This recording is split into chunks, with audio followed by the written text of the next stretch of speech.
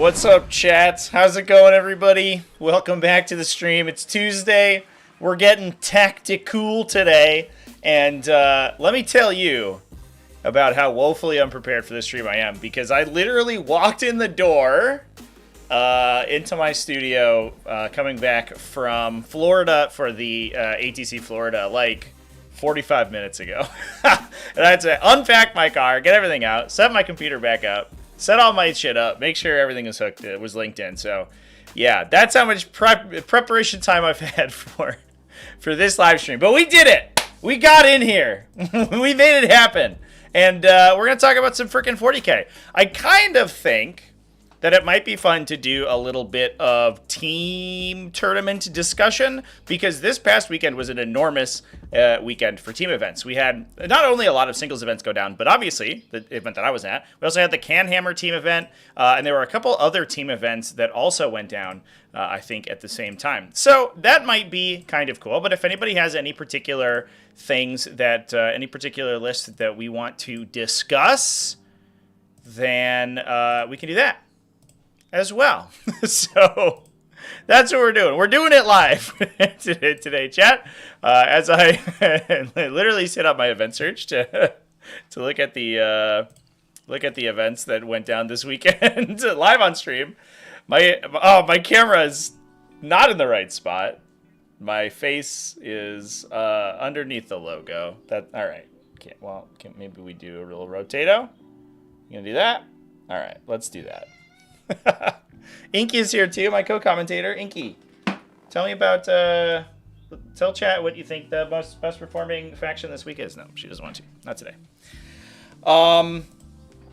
Thanks everyone for coming and hanging out, by the way. Thanks to everybody who hung out with me over the weekend for the ATC streams. They were sick. We had a really good time.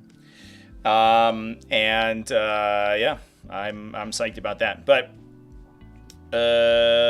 yeah, moving on. We had a teams event. This is technically a teams event, but I don't know. There's another teams event. And then also Florida teams events. So so many teams events. So I think that's where we're going to start jumping in on that stuff. Oh, Trevi on the fly is always the best. I don't know if that's the case, but that's if that's your opinion, then I will respect it. Says Reaper Wargaming. Oh, okay. Reaper Wargaming. Maybe we calm things down for the next installment. Jesus Christ. Can we take a minute and look at how insane Meganobes are and Bully Boys Meganobes. And by transitive property how insane the war boss in Mega Armor is now? I don't know anything about that. Is what I'm gonna talk about. If anybody has a link to those codexes, then we could talk about that. But I have seen exactly zero of any of the preview stuff because I was busy this weekend, so I didn't. I have no idea. No idea what's in the codexes, for the most part. Obviously, know a little bit of stuff, but yeah. Can we wrangle me into the upcoming Copenhammer team? Do you want me to be on a team? I'll play on a team. Maybe. I'll play on a team as long as you're totally fine with me not playing a significant number of my games, because I am out of time these days. I see Nit's at a 40% this week. Yeah, I mean, I don't really believe in win rate, to be honest, that much. But Tyranids are trash right now. They are super bad. Not in team events, though, to be fair, which is kind of nice for them. All right, so I don't know anything about this this 4-player team event over here from Scotland. I imagine that it looks like it still used WTC scoring because all of the scores are in a WTC format. They're in a 20-0 differential. So I imagine it's kind of similar. And there's a lot of that going around. Obviously, these smaller events are easier to run because you don't have to build as many people out to run a team. But things do get a little bit funkier when it comes to the actual team format style. I think that they typically tend to favor, and this might go without saying, this is kind of maybe a stupid comment, I don't know. But they do tend to favor, I think, teams that are just generically much better than their opponents. Because there is less finesse within the team format. And that's, I think, what we saw also at ATC, which is a 5-man team event.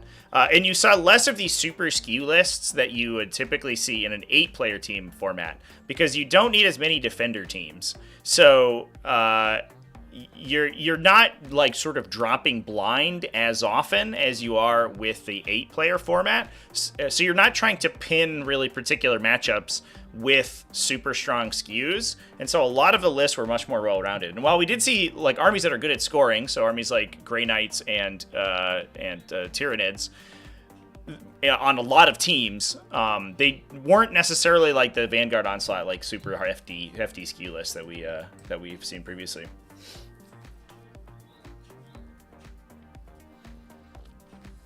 Mega Knobs get a 4+ Field Pain during the WoD, and Warboss goes to damage 3. That sounds good. And they get double 2 WAs, right? That's their thing? Is that the right detachment? Because that sounds absolutely insane. Absolutely insane. What's the best way to counter a chair demon kaiju army with Space Marines? I mean, well, first of all, play Infiltrators. It's easy. And second of all, play Ironstorm Spearhead. Ironstorm Spearhead, anyone that doesn't have a good armor save, like Repulsor Executioners and Ironstorm Spearhead, Gladiator Reapers, all that like high volume stuff that shoots like 20 plus times, and then you add Mercy's Weakness plus a Target Augury Web on top, just vaporizes them. That guy, without firing his Laser Destroyer or Repulsor Executioner, probably does like 10 damage to a demon, to a big Chaos Demon. So that's what I would do. That matchup is a nightmare for demons. I think demons are like, they have a pretty good matchup into a lot of stuff generically, but that matchup is particularly super duper scary. I don't know how much we want to look at these orc lists, chat, because obviously orcs are going to change like next week, right? This one is running triple Warboss, 2 trucks, Battle Wagon, Flash Gets with Badruck, RIP. Pour one out for the guy. So it's double knobs and 2x5 knobs and 1 20-man voice squad for the Warbosses to join into.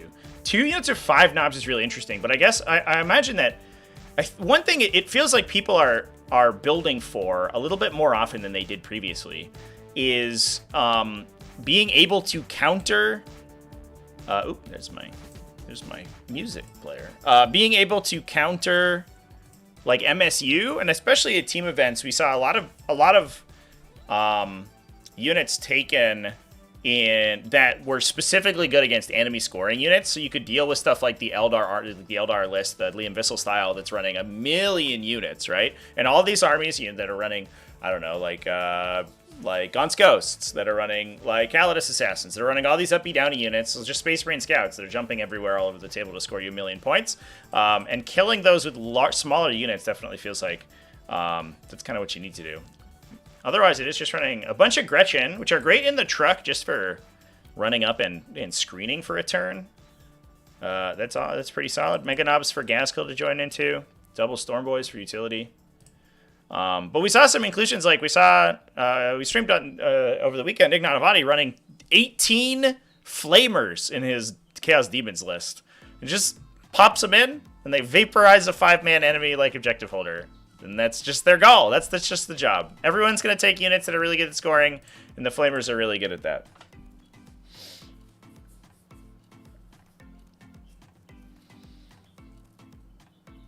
New Space Web list has 20 Hounds of Mordecai. Do you need... I mean, Hounds of Mordecai are unironically super sick. So, like, don't let me question your Hounds of Mordecai pick. I'm always excited to see Hounds of Mordecai on the table, mostly because it's the only time a Reaver model will ever get played. But also, do you really need to, like, tech 20 Hounds of Mordecai deep into the Demons matchup? Is that a problem for you right now? I mean, I guess also, like, Thousand Suns are not terrible, in the current format, right? And so, like, they also help in that matchup, too. Yeah, I know, Inky. It's very exciting. Come here, you. Oh. Chat wants to say hi.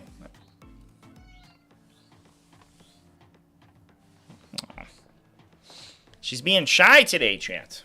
I had a phone call right as I walked in. It was the funniest thing. So I was like sitting down on my couch, and I had to take this phone call, and she rocks right up and over. No, she doesn't want to come. She walks right up over to the phone, and she starts mewing ridiculously loudly directly into my phone, like microphone, and it was like a convention coordinator, and they're just like, just so you know, pets aren't allowed in the convention, by the way. And I was like, yeah, I'm I'm aware. She's just excited. Just in let's test hounds mode. I mean, fair enough. Hounds of Mordecai are cool. When you could get wound rerolls on them, they're very cool, because then they get a bunch of devastating wounds, but that's hard to do. Even if orcs are overpowered, it's hard not to have fun playing them. Yeah, orcs are also... I mean, to be fair, I haven't looked through the new codex very much at all. And I don't know what the new detachments look like. And obviously, points are not out for these new stuff either. But orcs are also, like, eminently counterable, I think.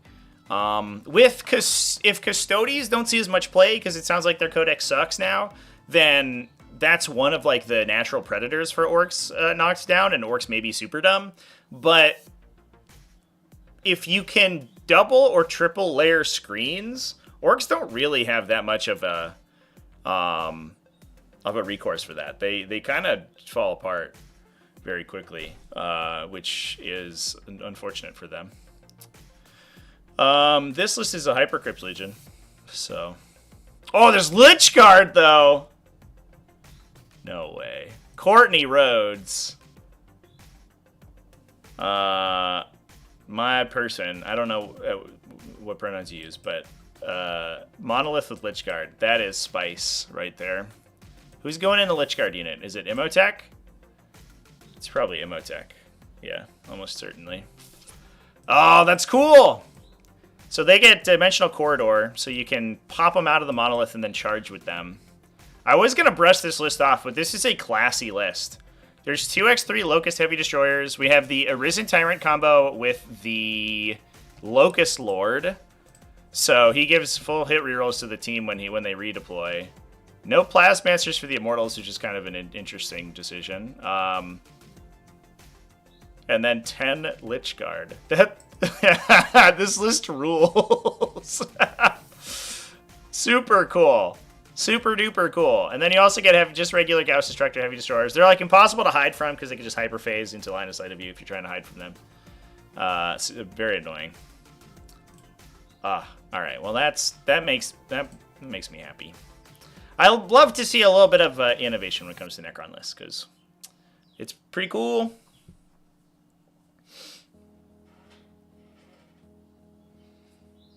Missed the last few streams? Well, you can always go watch the VODs, my dude. They were good. It was good games over the weekend. Super fun. The big takeaway I got from it, and this might also be like a localization thing too, but man, every time I stream an event down in Florida, it's like the chillest like mood. Everyone is just having a good time. They're like, hey everyone, we live in sunny Florida. Everything's great. We're all just hanging out and having a good time rolling some dice. And everyone's just like an absolute sweetheart, and that was super nice to see. So far, I'm like 12 games into streaming in Florida, and there has not been a single contentious game, as far as I remember, which is just like super sick. It's super chill, and especially for team events, and this also goes with ATC. A little bit of heads butting at 8TC, but. Those games were also super duper chill as well. So just everybody in the team formats just hanging out and having a good time. It was super fun.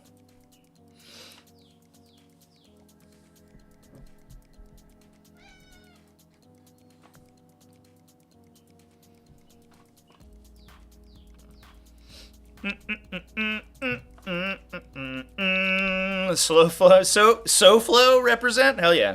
Yeah, it was super fun to be down there. And I'm on, I've got another one on the calendar too. I talked to Luis from Onslaught Gaming, and I'm going to be down in that area a couple more times this year, which is super exciting. We've got...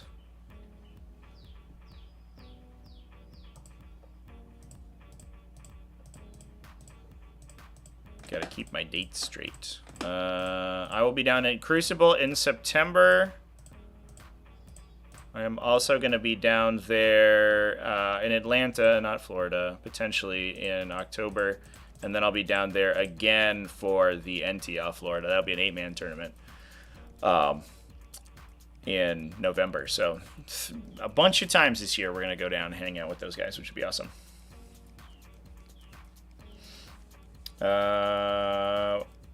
Will there be a data slate update? Yeah, there's going to be a data slate update. The Scuttlebutt says by the end of the month, which will be good. Will Necron see a point update? I don't know, actually. I think it's up for debate right now. I think Necrons are in a pretty solid spot. I could see the character Catan shards go up. And, like... Honestly, like, maybe Wraiths. But, like, only a little bit. It's just stuff that's, like, super ubiquitous. And you could drop, you know, some of the other crappy stuff. Like, a lot of the melee stuff super shitty. Make that better. But, yeah, I don't expect there to be huge changes to Necrons, but I mean, who knows? It's GW. They could nuke them from orbit for no fucking reason. All right, we're looking at Custodes here from the same list. Inky. Jesus Christ, Gat. You want to come say hi? Come visit. Oh.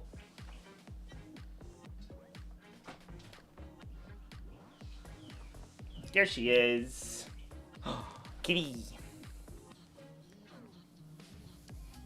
You gonna sit and be good? Not streak on the camera. This is running only 2 characters. Whoa, this isn't it. Is this a whole list? This looks tiny. What? Oh, no, it's it's because it's 3 Blade Champions and they're all one line. That's why. So it's definitely more than only 2 characters. Thanks, Windows, for displaying updates randomly. It's 3 Blade Champions to go into 3 Warden squads. All right, with the Prosecutors, Guard Squad for Trajan Valoris, probably, and a Calidus Assassin. Oh, and Kyria Draxus. Oh my god. Oh, this is fucked. Okay, there's 2. It's the 5. It's the 5 Custodian Guard list. All right, it did not look like an actual list because they're all stacked together. All right, it's 2 units of 5 Custodian Guard on one line, 3 Blade Champions all on one line, and then 3 units of Custodian Wardens. All right, so there's a Guard unit for Trajan, there's a Guard unit for the Callus, there's 3 Wardens units for the Blade Champions. Okay, what a mess. That's old Custodes anyway, so that's technology is probably going to change regardless. Emperor's Children, Chad. I did read that Warhammer community article. That was yeah. I took a peek at that this morning while I was groggily waking up. Super sick. We get a new index for Emperor's Children. It sounds like they may be rolled into a codex later this edition, which would be super cool. Hi, Inky. I know. Gonna be on camera. And there she is. Oh. Just knocking my pens over? Yeah? Okay. Uh-huh.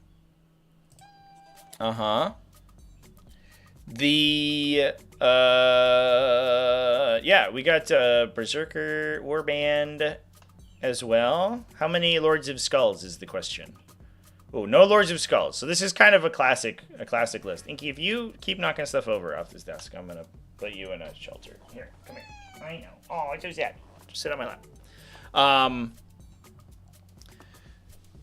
right, goodbye. It's Karn, Invocatus, a Berserker Glaive, Master of Executions. It's very classic. Double Jackals, 10 Berserkers, 5 Berserkers for the characters to hop into. 2 Rhinos to hold them. And then 9 Exalted 8-bound, a 6 and a 3, and 3 Standard 8-bound. So they all get the Scouts from Invocatus as well. Pretty classic. All right. Well, those weren't the most groundbreaking things I think I've ever seen in my life, but that's fair. Clearly it works because they won.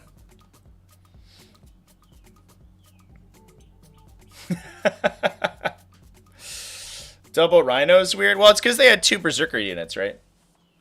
You can also put the Jackals in it if you want to, but I think it's mostly for the double Berserkers. It's so that they don't have to sync the Invocatus like scout moves. They can you can just use the use that on the 8-bound. We need an Instagram page for Inky. Inky pictures go on my personal Instagram. Right now. So I have 2 Instagrams. I have a TacticalTortoise one, and then my other one's at Treppy the Great. Oh, 24 hours overlapsed. Unfortunate.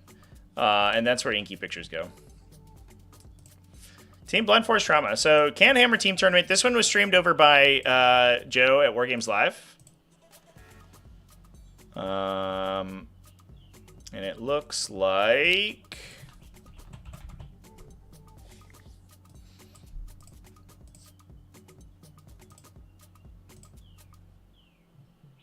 Yeah, it's an 8-man team event, so the full WTC style. I don't know why it looked like it was a 5-man, but that's wrong. Devin Swan, the great man himself, 2-time T5SU invitational winner, by the way. No big deal. Devin Swan over there. Taking it down with Team Blend Force Trauma. And Eldari, Adeptus Roritas, Astra Militarum, Custodes, Ravenwing, which probably means it's an Iron Storm Spearhead. It is! What a time to be alive. Grey Knight's Death Guard, Necrons. So Devin has been on Canoptic Court. Yeah, 18 Scarab Swarms. That's kind of some secret technology, by the way. The Scarab Swarms get +1 OC when they're near any of the Cryptex.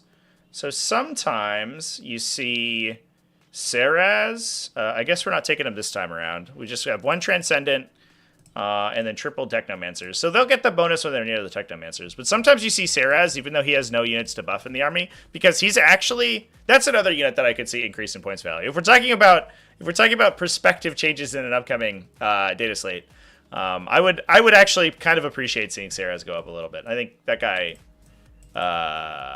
he does a lot. He's good at fighting. He's got a good gun. He's ridiculously difficult to kill. He's infantry for some reason, and also he has like an insane buff for battle line. But sometimes you see him without any battle line units to buff, because all he does is just stand next to Canoptic Scarab Swarms and makes them OC1. So then they can actually go out, and your 80-point like unit idiots can run out and do like, you know, secure no man's land, extend battle lines, all that stuff. They can steal objectives away for cleanse, and then once you charge into them, they just mess your charge up by self-detonating and hit you. And if you string them back far enough, then, well, not only do they actually also punch pretty good, because they can detonate to do mortals, and then they get lethals and rerolls from the Canoptic Court detachment ability, but then they also... it's usually hard enough to kill the whole unit that you very rarely do it. For 80 points, it's... 24 wins you have to get through, and most of the time you string them back to a guy in the back and then just regenerate from him if you lose that much, and you have to deal with them while also dealing with all the Canoptic Wraiths. So like, these guys are actually super duper sick, and I think they're underplayed in Canoptic Court because a lot of people just focus on the Catan Shards and the Wraiths themselves and maybe Doomstalkers, but I think the Scarab Swarms are also super good.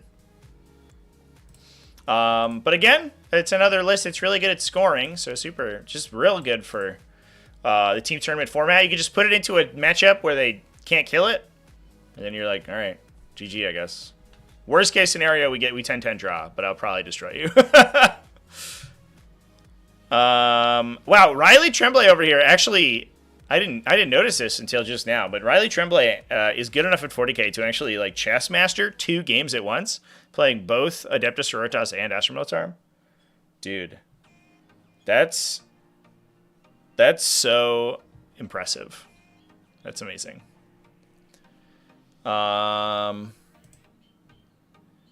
Sororitas list is Celestine, Triumph of St. Catherine, Palatine, Missionary, Dialogus. Same example in the Missionary. Oftentimes you don't put that guy in a unit. He's just by himself too. And he's just a 40-point idiot. You run him up the table and he generates you 1 trillion miracle dice if he dies. And he just does... And sometimes you regenerate him too. So you make sure he dies, and then you reanimate him, and you make sure he dies again. So he gets you additional miracle dice. He just scores a bunch of secondaries. He's like, I'm going to deploy a teleport homer, and then if you kill me, I'm just going to do it again anyway. It doesn't matter. Like, I don't even care if I die. I'm just generating passive value for my team. He's so annoying. He's an annoying little dude. But he takes your saintly example, and he's 40 points for a character, which gets you to 5 for assassination, and he can score. He can double up your assassination score potentially if you're reanimating. So sometimes you want to stick with like the 3 or 4 character builds. Although this list is interestingly not running Morvenval, I'm noticing, which is insane. That's amazing. All right, cool. We have a Dialogus, Palatine, Celestine. So sometimes we see Celestine with a big Zephyrim unit. We saw that this weekend. There's a little Zephyrim unit, so she might be in there. She could be by herself. The other thing that she's really good at doing is just for 135 points, she's a really annoying backline.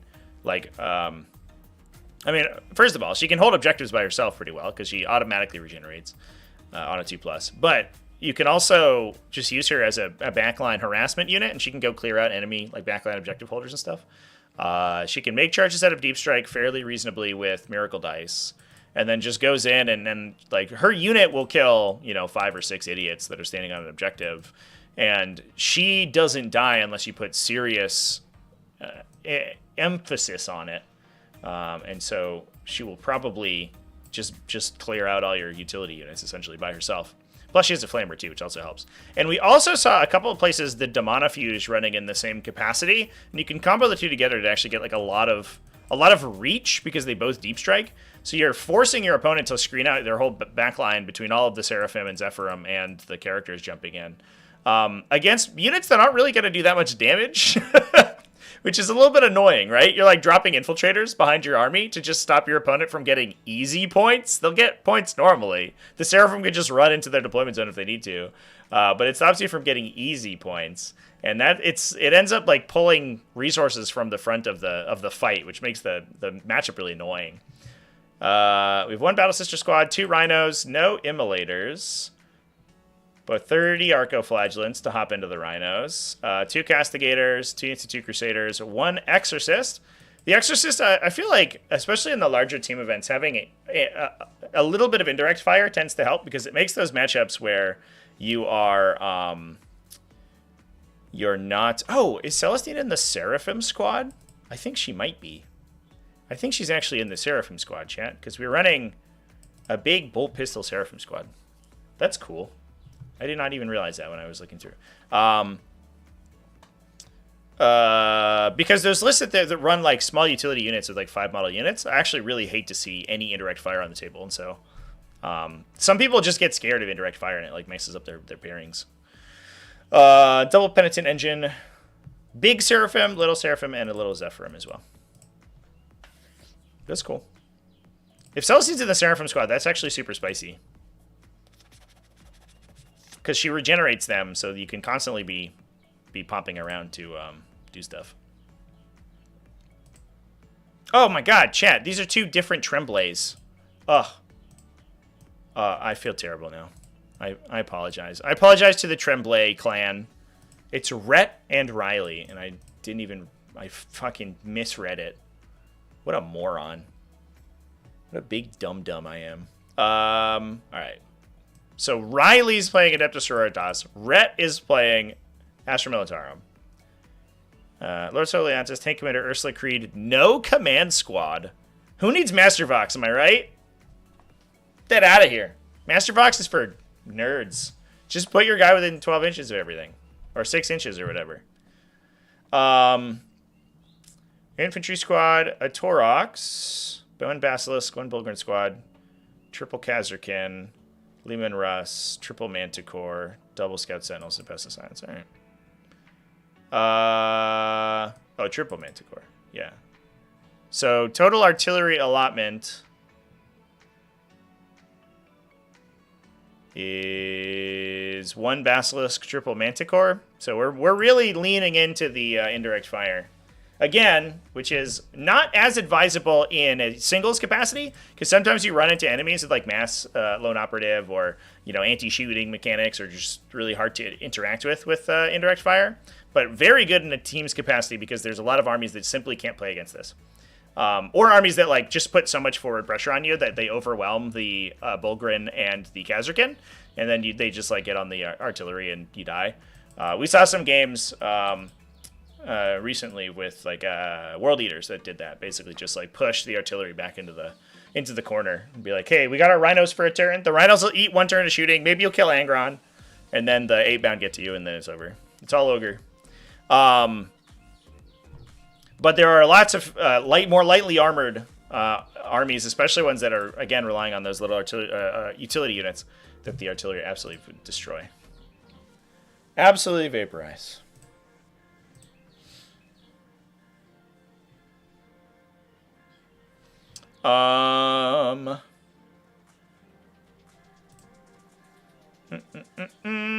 Speaking of which, Tim Dietlifs is running, MSU Eldar.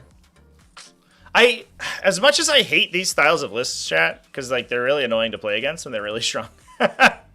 I appreciate that this is where we're back to with Eldar, because it's very quintessentially Eldar, right? Like, if I were to have an Eldar army, I would hope that it is a very finesse-oriented, super duper fast, like MSU army with a bunch of utility units. It's really good at scoring, because that's like what Eldar want to do.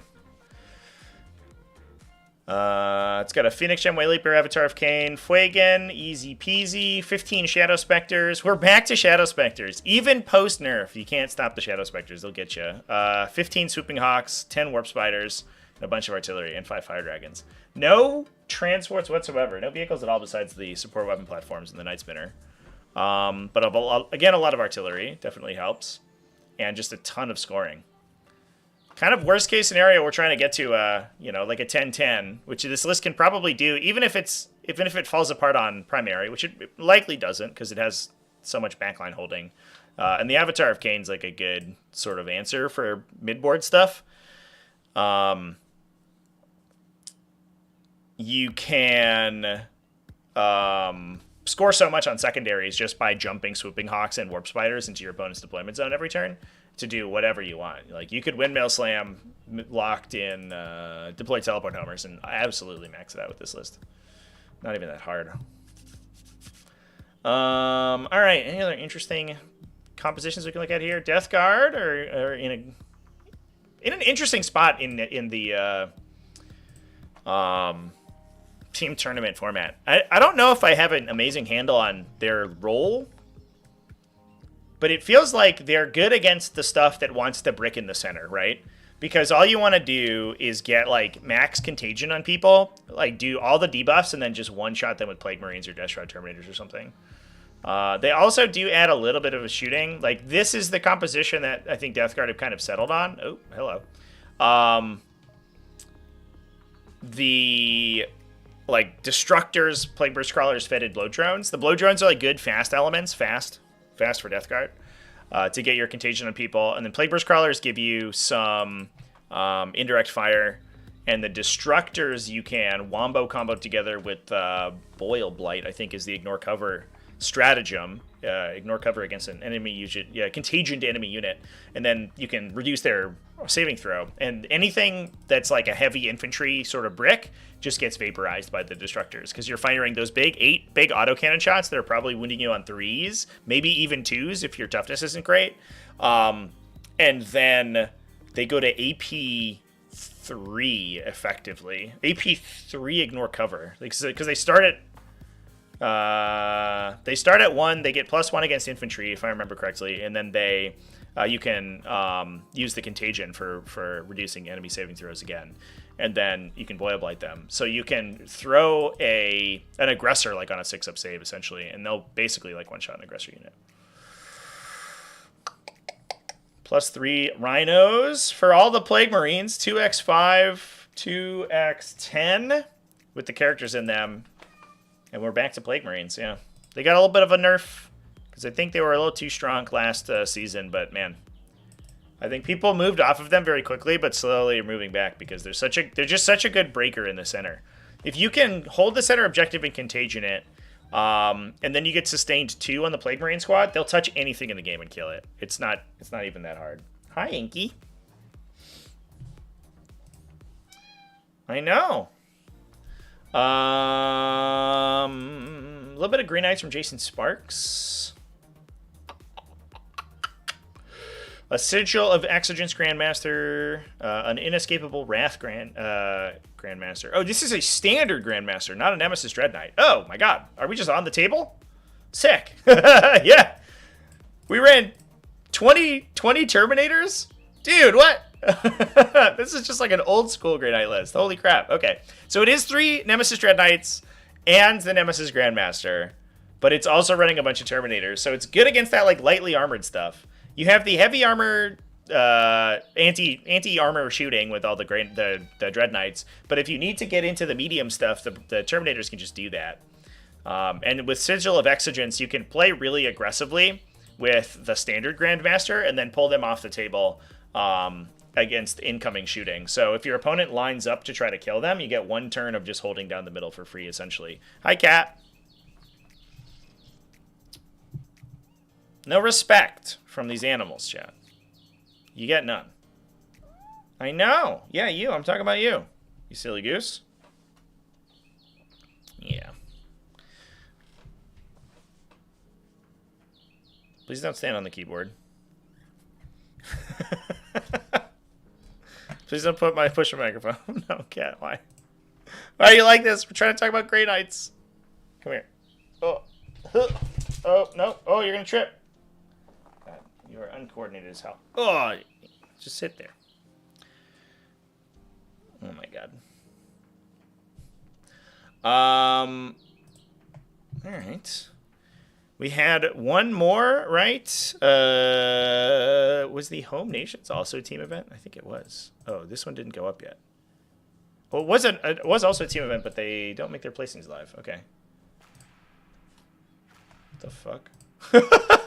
Hold up. Hidden placings. Okay, well. That's unfortunate. That's cool. So that's a WTC style event. I think it's largely for... I want to say that it's largely for British Isles teams. Yeah, Ireland, Northern Ireland, Scotland. Guess we got a little bit of a... we got a little European flavor from Belgium and Netherlands. We could reverse engineer their standings, I guess, if we wanted to. But there was also the Gladiator Games, I think was the name of the... yeah, Gladiator Teams was another big teams event as well. Top was Ethos. So this is 5-player teams.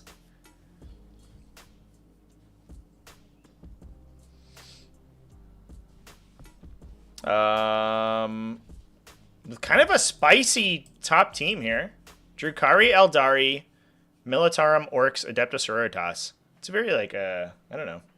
That's extremely light feeling. You know what I mean? Like you have Orcs and Militarum, I guess, are kind of like good hammer teams, but you have so many teams that are just going to be like super scoring oriented. I'm really interested to see their Eldari list, and it's cool that Eldari are. They're you don't see as much play in the singles events, which is probably for the better, but they are so good at being a well-rounded team that, or well-rounded faction, that they are still good in. Just try to jump on my desk and fell off. God. That they are still playing team formats. Ooh.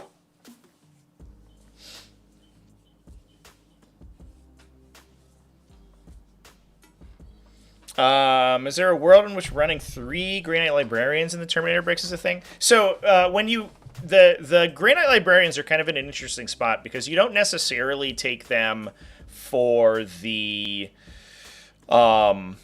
for like the mortal wounds themselves, you don't take them in the larger bricks. You tend to take them individually or in 5 model bricks. And that was like the original build one before Nemesis Dread Knights were buffed and Grey Knights had very little good shooting. That's what you always took three librarians, and oftentimes they were in 3 units of 5 Terminators to heal them or to like give them the 4+ field no pain against psychic, which also affects your own Vortex of Doom damage if you perils it. But they can also regenerate models back to the unit, so you can kind of get around the Vortex of Doom damage, and you're very difficult to kill. So that unit is still good, and the Librarians themselves are still good because they can do their Vortex and do actions. So for 115 points or whatever they are, you get a little utility unit who's also going to kill a bunch of stuff because he's also going to be doing passive damage as he's doing actions. The big 10 model bricks, though, those you typically want buffing characters in, which is why we see like the Grandmaster and Caldor Drago in those units. So you don't tend to see the multiple librarians in lists that also have the 10 model bricks, because the 10 model bricks you want the supporting characters. But you sometimes see the librarians in alongside the Nemesis Dread Knight styles. It's kind of like, I think it's up in the air right now what's best. Some people are running a bunch of Land Raiders. Some people are running Canis Rex, as we saw last week. And some people are just taking librarians alongside the Nemesis Dread Knights. But eventually I think it'll settle down on one direction to go in, unless we see Nemesis Dread Knights get a tone down in the data slate. We'll see. But I could see them going up a couple of points. But yeah, that's what's that's still to be determined by the community, I guess.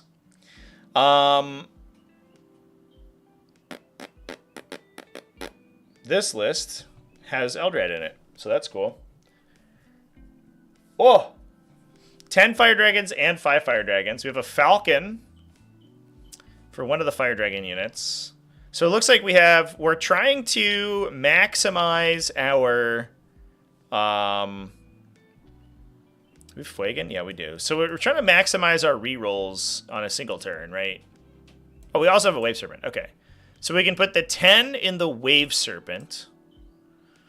We can put the 5 in the Falcon. And then the Falcon fire supports for the 5.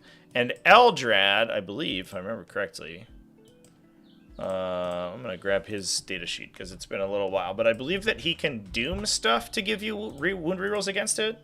So you could get wound rerolls from both units on the same turn.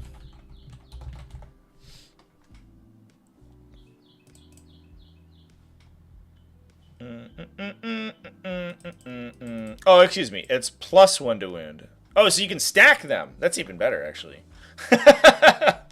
So you can duck out with the little unit, fire support it with the Falcon, and then also doom an enemy unit within 18 inches of Eldrad. Because Eldrad is an infantry, and he doesn't actually need to like overextend too far, and he's also, I mean, he's going to be physically really small because he's one model.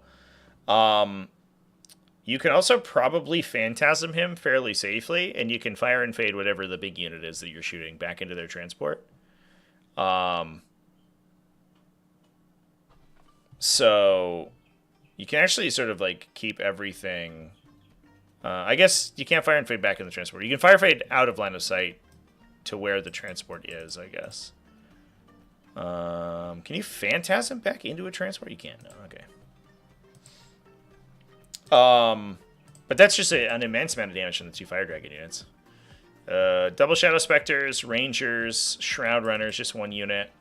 These guys are also, they're like part of the combo as well because they'll also grant lethal hits. And I think that Fuegan just gives +1 to hit, right?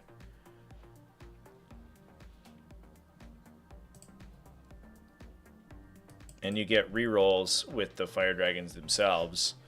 So you can lethal hit a vehicle and then also get better chances of wounding them if you don't have all the rerolls attached on as well. But the Shroud Runners, sometimes you see like big just bricks of Shroud Runners running around just to be able to do damage themselves because they fire 15 scatter laser shots plus 3 long rifle shots, all of which gets lethal hits if you target their lethal hit target. We have double swooping hawks, double warp spiders for utility as well. And then Avatar of Cain. This list is running a Death Jaster. We have Fate's Messenger with him, which is, I'm surprised we don't see this guy more often, because he was already good before Fate's Messenger got nerfed. Fate's Messenger got removed basically from working with the Spirit Seer and Wraithguard combo, but it still works in the Death Jester, and everyone just kind of forgot about that dude. I guess because you have less Fate dice to just pump into him, so you can't combo Fate's Messenger with Fate dice naturally as much. But Eldrad gives you 3 extra, so you still get a little bit of that. And that guy is still just an obnoxious idiot to deal with. He's super tough. And we have an Avatar of Cain as well. It's cool to see Eldrad on the table more often, too, because I think that it felt like you were kind of meant to build into the Strands of Fate generation stuff between him and the Guardian squad. But Guardians are really bad, so nobody really actually wants to play them. But playing Eldrad by himself isn't bad. He misses out on your like auto 6 thing that Farseers normally have, but that's usually fine. You could run him and a Farseer, but that's too much investment into the Strands of Fate Wombo combo, I think. Simon Gashkovic, old Gashki over here, rocking Drukari. In a Sky Splinter Assault. Got double Archons. Triple Archons. One with the Nightmare Shroud. Lilith Hesperax. Urian Rakarth Drashar Beastmaster. Woo. 2 Cavalite Warrior Squads. 10 Witches for Lilith.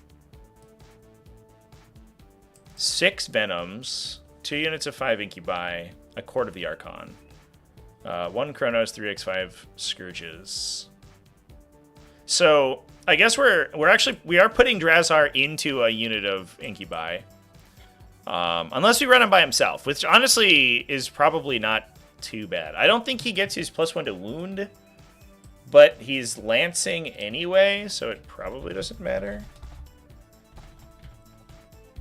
Oh, actually, is it good? That actually doesn't feel like it's too bad, right? So he loses out on his leadership ability. He still gets his once per game. And I don't really think he gets anything from the Incubi he normally joins back. Yeah, just the Battle Shock chest thing. That's kind of a meme. And he's already getting Lance from disembarking a transport and Sky Splinter Assault. And he's not super easy to kill by himself. So you might literally just run him as a YOLO solo.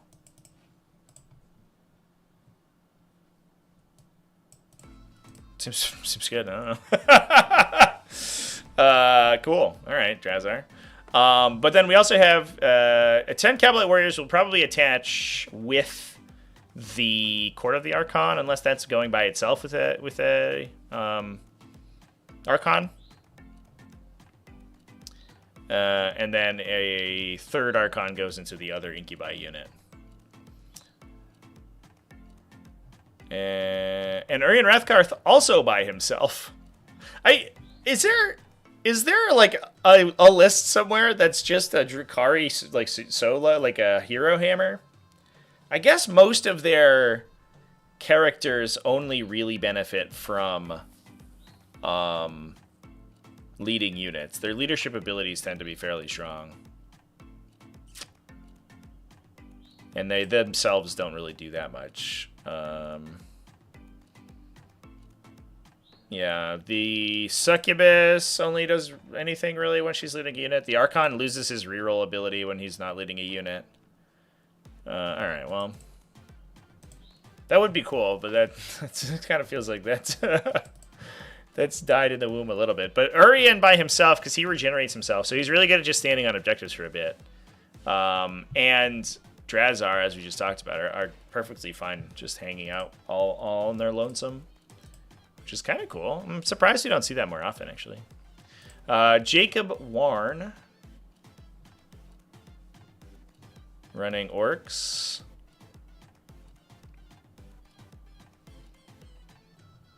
big truck energy over here. So again, it's the 2x5 knobs, 2x mega knobs, a 5 and a 2.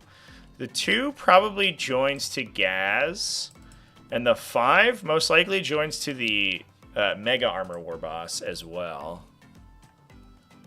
Plus we have War Bikers, Storm Boys to do actions. 2 units of 5 knobs for the standard War Bosses to go into.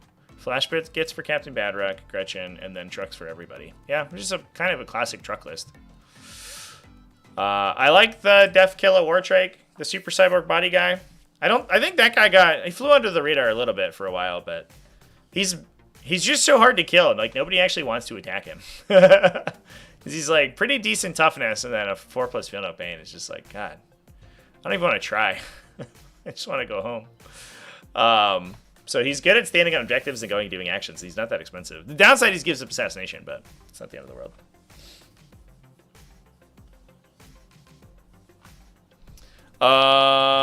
We've got a Castellan. 1 unit of Gaunt's Ghosts. This is Hayden Walduck running Gladiator Gaming. Lord Solar Leontis, 1 platoon command squads for Leontis to join into, so we have decided Master Vox is good for this one. A Primera Psyker. So we probably have the big Death Corp Krieg squad. Just 10. And a Chimera. 2 big Bulgrin squads, 2 Kazarkin squads, Manticore, double Medusa carriage battery for artillery, a unit of regimental attaches. So interestingly, I think normally we see those guys to get access to the, I want to say it's the Astropath. I'm going to double check here though, because he has a 12-inch anti-deep strike aura. So he, again, like team formats being what they are, and you have basically uppy downies for days. And you already want to be playing this into like the lighter opponents that the Medusas and the Manticore really tear up from out of line of sight. Like those are all these Eldar lists that we're talking about that have 1,005 model units. Just lose 1 or 2 of those every turn without doing anything, like without having any recourse essentially. And then yeah, the Astropath himself is a 12-inch anti-deep strike aura. The downside is that they must attach to a command squad at the start of the game. And I think so they basically just hop in on the platoon command squad, I think. Yeah. And then those join to the Death Corps Krieg unit, so they're a little bit harder to kill. So you can, because they are considered to be a part of the command squad, they don't actually attach like a normal character. You get to attach them alongside Lord Solar, alongside the command squad itself into the Death Corps squad. So it actually is kind of like a big unit by itself, with a bunch of cool additional benefits. You get sustained hits with artillery units if the artillery guy can see them. There's a buff to Aeronautica stuff, which doesn't really matter. But they're also they're non-leaders, like non-character models too. So you can just use the extra guys as extra wounds as well, which is nice too. So it's I don't know, it's a cool inclusion. I think it's definitely interesting. I am glad that they're not. They don't passively get their auras. Like they must attach into a command squad. If they don't, they die. So you can't just take them like you can with techno-archaeologists, excuse me, to just stand in the corner and do their thing. You actually have to bring them alongside the bigger units, but it's definitely cool technology that I don't think we see quite enough. And it lets that unit string out super far too, because you have like Lord Solar is like basically the focal point of the unit, and you want the Vox guy to be around as well. But the rest of the unit can like string back to screen pretty far if you're not too worried about them being in line of sight. So it's definitely useful to have.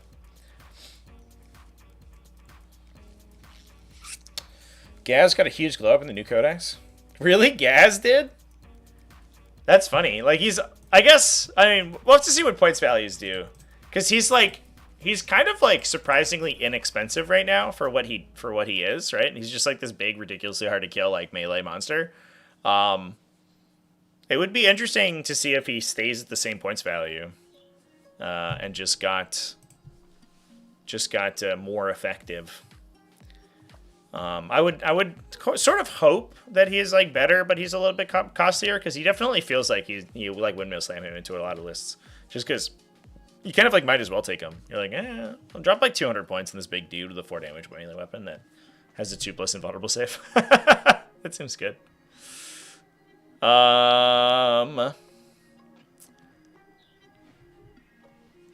Alex Terrasin over here, also with a Hallowed Martyrs list, as the last one in Gladiator Gaming. This one is running Demonifuge, just a little Deep Striker. Nice little Deep Strikey unit. And again, if you don't have too many characters, it's not terrible to take these, because what you don't want to do is be giving up Assassination, because you almost always give up Assassination with Adeptus Sororitas. It's basically like if you have enough characters, it's basically like a windmill slam, because they die and then they die again, and then it gets messy. But we have a saintly example, Canoness. So oftentimes what we see is the Canoness jumps into the Battle Sister squad, and then they jump into the Immolator. Because the Canoness has, and I kind of like the combo here, right? She gives hit rerolls, and then they can attach that alongside the Immolator, so you're getting hit and wound rerolls from the combination of the two units. And then she has a once per game brazier, so she can for once per game take the fire pit off of the back of her backpack and then throw it at your opponent. And it's a devastating wound 2 damage torrent. So getting reroll wounds with that gun also is fairly good. At least if I remember correctly, it's devastating wounds. I know it's 2 damage. It is. Oh, excuse me. It's not devastating wounds. It's just one shot. But it's strength 6, AP 1, 2 damage, and recover. It's not amazing. It's not like the craziest thing ever. But if you're already going in alongside a bunch of Melta weapons, like it's definitely gonna chip a damage or 2 off people. I think it's the bolt gun I was thinking of is devastating. She's like a combi weapon. Yeah, her bolt gun's devastating. But that also, again, is benefited from is benefited from the Immolator's fire support. What's up, Brendolph? How's it going? So I like that little combo. We got 2 Rhinos for Ecoflagellants, a bunch of Castigators, a bunch of Crusaders, Paragon Risuits, utility stuff. Yeah, I don't know. This is otherwise kind of normal things. But then the Canoness being saintly example as well, you're probably going to lose that unit, and she makes the Meltas in the Battle Sister squad so much more efficient. She's also pretty good at fighting. I think she's running the sword, right? Oh, just a chain sword. All right. Well, I guess she's okay at fighting then. She's just a strength 3 melee attack,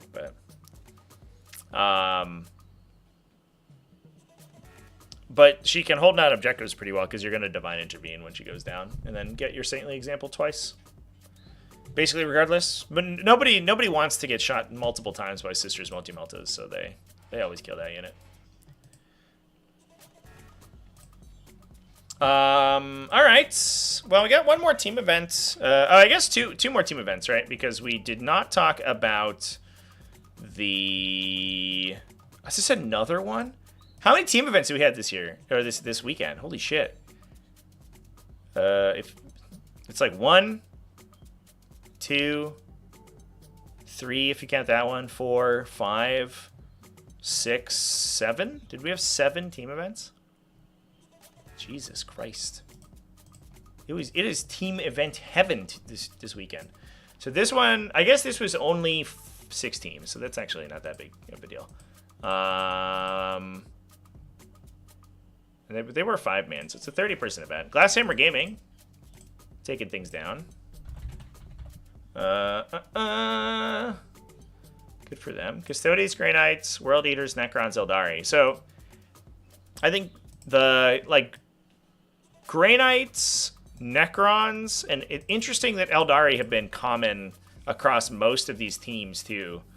I think are just good for that delicious scoring potential. This list running Land Raiders, as well as a big pallet in brick. That's cool.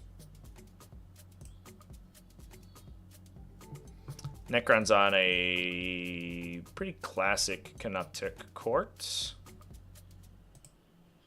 Just rock through this one real quick, chance. Custodes on identically the list we looked at earlier. Just a copy pasta.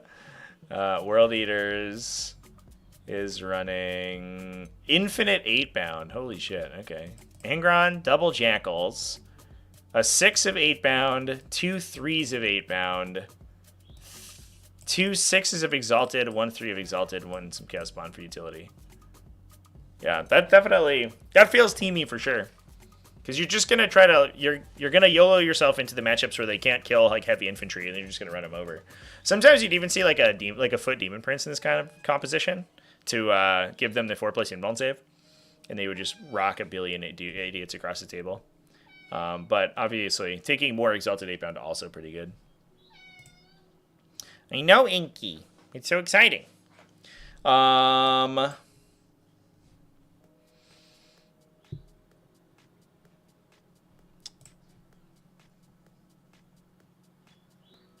Oh, this Eldari list, though. Oh, boy. What is this? This list rules. Hold up. We got to look up some of these units. Oh, my God.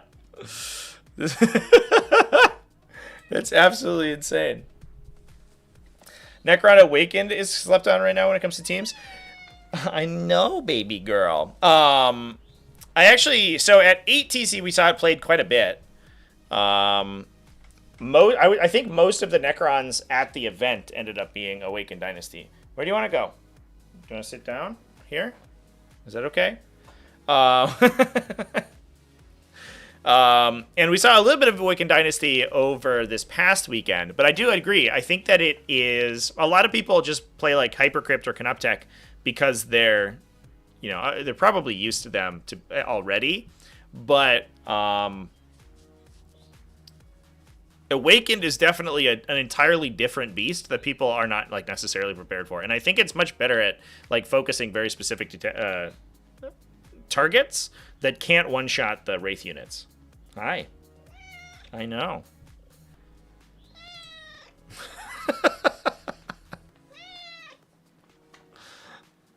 This cat's starved for attention, chat. I wasn't here all weekend. We so sad. But anyway, this list is absolutely nuts. So it's running 1, 2, 3, 4, 5. It's every Phoenix Lord with units to attach them into. Oh my god, dude. This is like, that's just running one of every Aspect Warrior unit. Did this list win? I have to know. Who played this? Dan Bates. Oh, that didn't do anything. What have I just done? Let's just look at the Glasshammer pairings.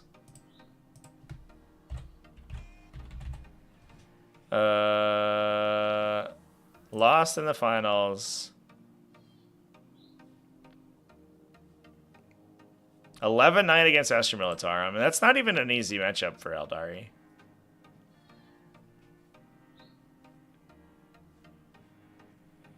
Oh, 19-1 against Tyranids. Get absolutely crapped on, Tyranids. Oh my god.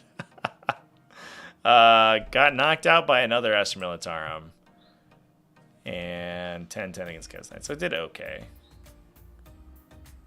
There's like, that's like 2-2-1, right? That's fine.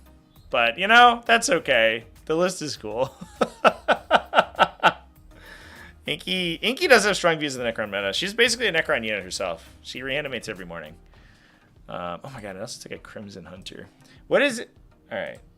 What is, somebody tell me what a Crimson Hunter does, because I don't even know. Wikipedia, save me. I need to know what a Crimson Hunter does. I've never seen one in my life. Gets +1 to hit and wound against flyers. It has 2 star cannons and a pulse laser. Oh, but you take it with bright lances almost assuredly, right? Yep. So it's just like 3 big laser cannons on an aircraft. I mean, actually, unironically, it doesn't really get its like special ability against stuff, but if you are trying to solve the indirect fire matchup with Eldari, anti-tank aircraft is probably the way to go. That's actually probably a very good inclusion, to be honest. Because you could just go first and then laser beam down a basilisk on the top of the first turn and just be like, all right, you go. Yeah, I don't know. That seems not too bad actually. And then this is, it's +1 to hit and wound against flying units. So it's not aircraft, it's flying units. +1 hit and wound. So it's also firing 5 anti-tank shots that wound like most flyers on 2s. Like hit on 2s, wound on 2s. Jesus. Is this good? Unironically, is this unit not bad? This actually seems kind of okay. I guess like flying isn't like it's good and like it's such a good bonus that I don't know. That's kind of sick.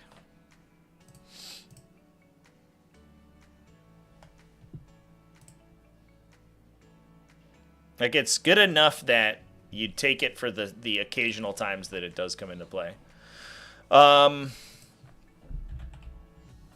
right. So how many teams are there at Home Nations? So moving over to this one, this is an 8-player event. It was 8 teams, and it went 5 rounds. Belgium won 1, 2, 3, 4, 5. Yeah, okay. I think it's fair to say Belgium wins. Belgium needs to calm down when it comes to team events, man. Liam Bissell is so muscular, he's carrying this entire country on his shoulders. Oh, they did lose. No, they did lose round 5. Oh, did Ireland win? Shit. It's the problem with the hidden policing chat. We have to reverse engineer them.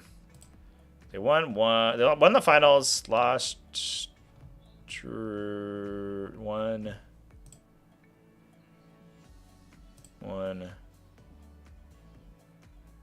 Okay. So I have no idea who actually won this event.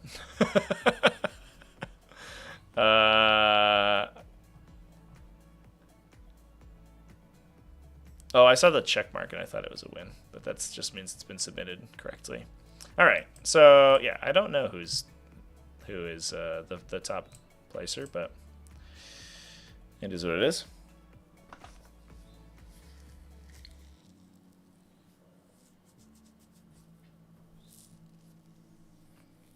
It's I mean it's top of 2, right? The Flyers will be on. Unless it hovers, I guess. Yeah, you're not wrong.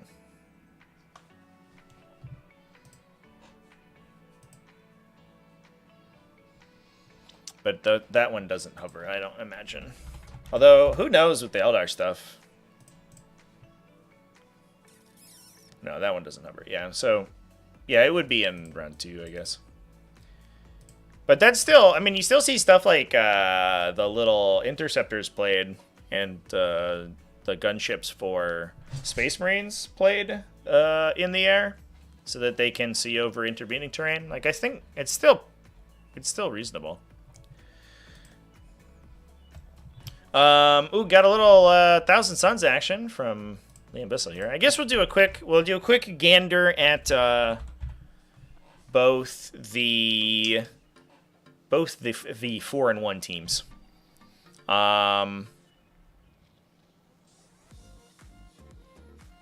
So we have some Necrons. If it's a Lich archetype we've seen before, we'll pop over it. Yeah. So it's Canoptic Court. Kind of normal Canoptic Court stuff. Adeptus Sororitas.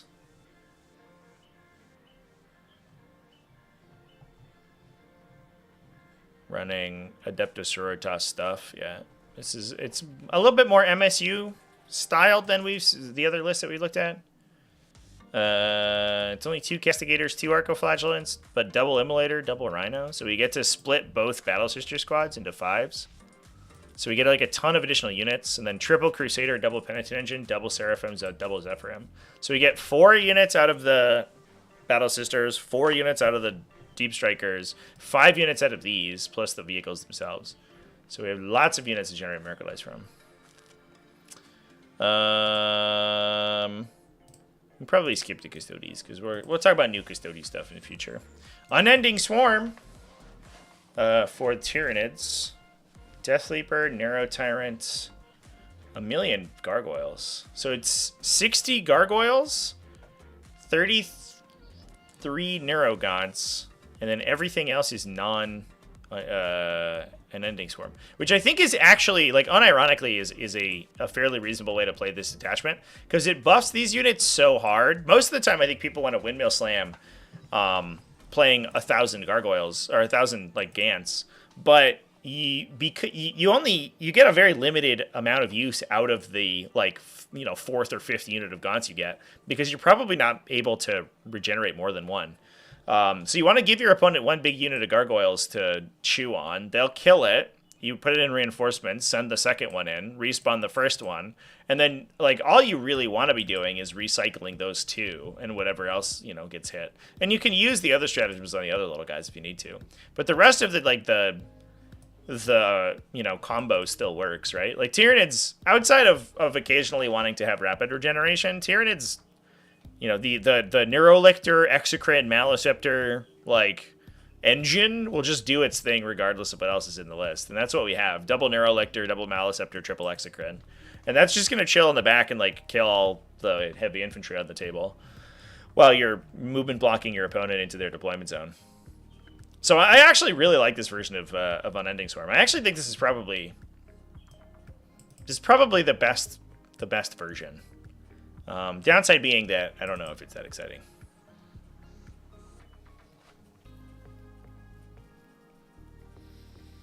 That teams are two players of 1,000 points. That's doubles, is what you're thinking of. Team events, you'll build a team. Everyone, it's usually between. I guess it's like between 3 and 8. 3 is reasonably common. 5 is more common, and 8 is like the big ones. And sometimes you see 4, as we saw earlier. But you'll get to the table, and then each team will present a list, one of their players. Everyone brings a different faction. Each team will present one of their lists to the opponent, and the opponent basically puts 2 to answer them, and the team who presented that list picks 1 to be the matchup. So you can kind of select for your matchups, and part of the strategy is that you're trying to get your opponent to you're trying to force your opponent to put teams into armies into bad matchups, essentially. But that's why you also have teams like those Tyranid list that have so many models and are so good at scoring that they're going to score highly regardless. And then if you look at the pairings, the final score is a differential of 20 points. Each point gained or lost essentially represents 5 victory points that you got over the opponent during that game. So, for example, both players start at 10, and then they transfer over for every 5 points somebody wins by. So a 16-4, for example, means that Giles here scored 30 points over Joseph, 30 or more, 30 plus points. Does that math check out? It does, right? Yeah, and then this is 25 points, yeah. And then this is 30 points the other way. And then whoever has more of those at the end will win.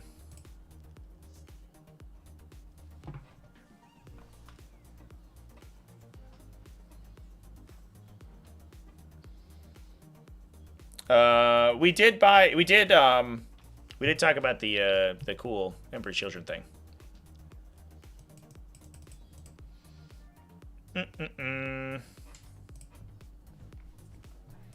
Oh, everybody in chat saying they don't want to buy Adeptus Custodes anymore. They're gonna make some cool lady Custodes, and the model's gonna be sick, and you're gonna be mad you made that oath. But you said it in my chat, so we have it on record. And if you ever buy a Custodes model, I'm gonna come make fun of you on Twitter. All right, what were we looking at? Team Belgium. Let's see. We got a little bit of Blood Angels action on the team as well. It's looks like normal since it's Sanguinius, to be honest. Yeah. Land Raider or Gladiator Lancer instead of Ball Predators, interestingly. And no Rhinos. We're just ground pounding dudes in a Land Raider Redeemer. So that's kind of cool. We have a big Death Company squad, Foot Death Company squad, and Land Raider Redeemer. The Land Raider Redeemer. Oh, there is a Rhino. Excuse me. I'm sorry. So who goes in the Rhino then? Oh, the Assault Intercessors. Duh. Or they go in the Redeemer, excuse me, and then the Death Company go into the Redeemer. Oh, the other way around. Oh my god, dude, I'm so tired. Oh my god, that's what I get for driving like 8 hours today and then jumping on the stream. You can't put Assault Intercessors into the Rhino. They go in the Redeemer, and then the Death Company go into the Rhino.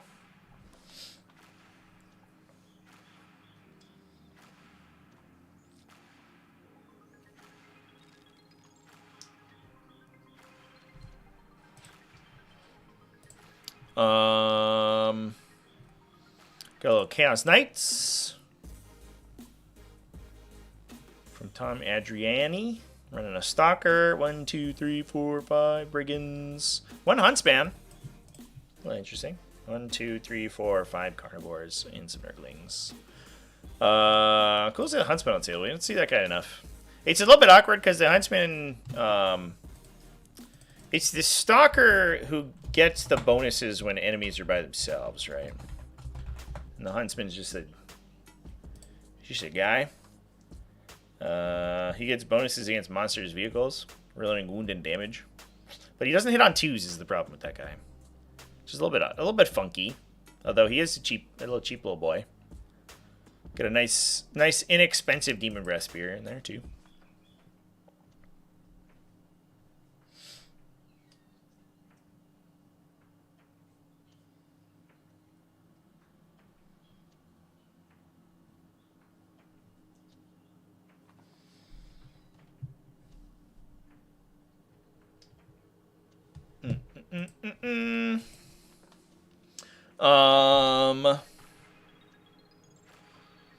Thousand Suns. Liam Bissell. Man after my own heart running some Thousand Suns. I'm so glad we're back on Triple Infernal Masters chat. We spent too long running other stuff. It's only one disc. Oh no. Are there any disc sorcerers? Whoa! Whoa! Chat, there's not a single disc sorcerer in this list. That's nuts. So it's Ahriman, Magnus, Triple Infernal Master, normal stuff, 2 standard sorcerers, and then a Zangor Shaman. Now, I imagine the Zangor Shaman's not attaching to anybody. He could jump into the Enlightened, but you could also jump into the Zangor's. Like, oh my god, I think he does. There's 20 Zangors in this list? What? What is this list, chat?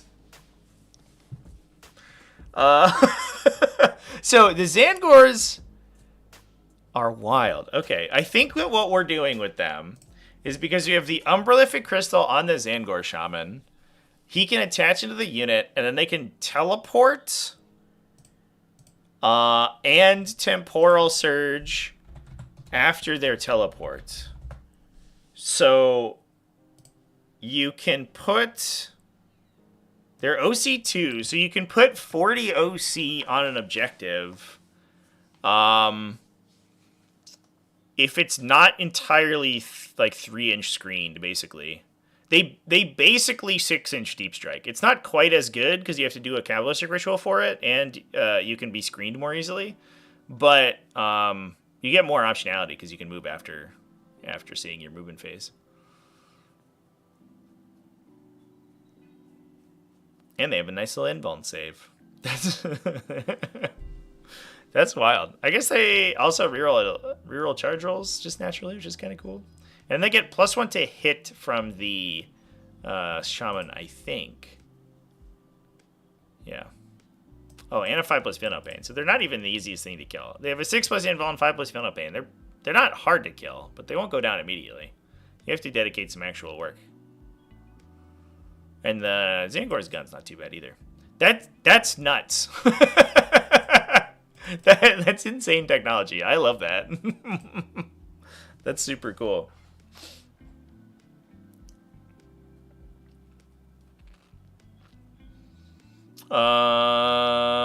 We've got 1, 2, 3, 4, 5 units of Rubric Marines, 1 Rhino, Cultists Enlightened for utility at the end. Yeah, interesting stuff. Freaking Zangors, man. That's super sick. Is that like actually good, or is that a nice little scoring boon there? I wonder if that's like legitimate technology. The problem is that it's again, it's like a worse version of any old regular 3-inch deep strike, but it's strictly worse. So it's so easy to prevent, but the times where it happens, it's very useful. And you don't even have to attach him if you don't need him to, right? Because he could Upper Life a Crystal by himself. Oh, what have I just clicked on? I misclicked. Oh, yeah. I want to look at the Tyranids. Oh, we looked at the Tyranids already. Oh, my God, dude. I'm so out of it. The Grey Knights is the one we haven't looked at yet. Wow. I'm a mess today, chat. I apologize. It's been a ridiculously long weekend. All right. Grey Knights. We are running the triple librarians.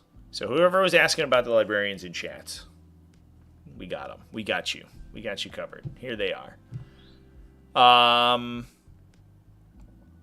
1 Tech Marine to buff Dread Knights probably. A Nemesis Grandmaster. Drago. 2 5-man Terminator squads. A Redeemer and Nemesis Dread Knights. So I believe that Drago doesn't really do anything if he's not attached. So he's almost certainly leading one of the Terminator squads. Oh, no, it's just his unit. He has like a Psychic Hood against mortal wounds, but who cares? So you could take Drago by himself. You're probably taking him with the Terminator squad, I imagine. But oftentimes you see him with the big, huge Terminator squad to get the big, like, more OC to steal objectives away. But I guess today we're just running a little one, which is probably fine. The Brotherhood Terminators also are a good bunker for the Librarians, too, because they don't really die very easily, and then they can reanimate if you even in Deep Strike, apparently, if you lose them or the Brotherhood kills any of them. Plus, we're taking Inescapable Wrath at the Librarian, too. So we have 2 units coming out of Deep Strike with charge buffs. Which is kind of sweet. Because that's +1 to charge, if I remember correctly. Yeah. +1 to charge permanently, not just when you Deep Strike, too. So they're coming out with 8-inch Deep Strike. So you can really, like, flip objectives and then force missive damos on your opponent in annoying ways, too. And then just, like, have backline shooting from all the Nemesis Dread Knights and their Land Raider Redeemer.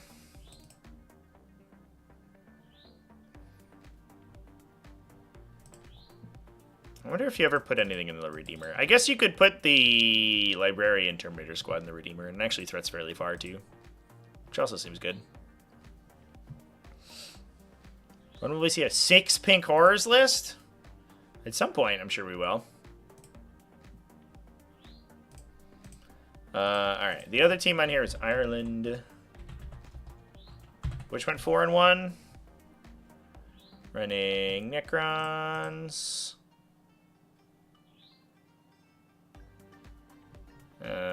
Just normal Canoptic Court stuff. Eldari.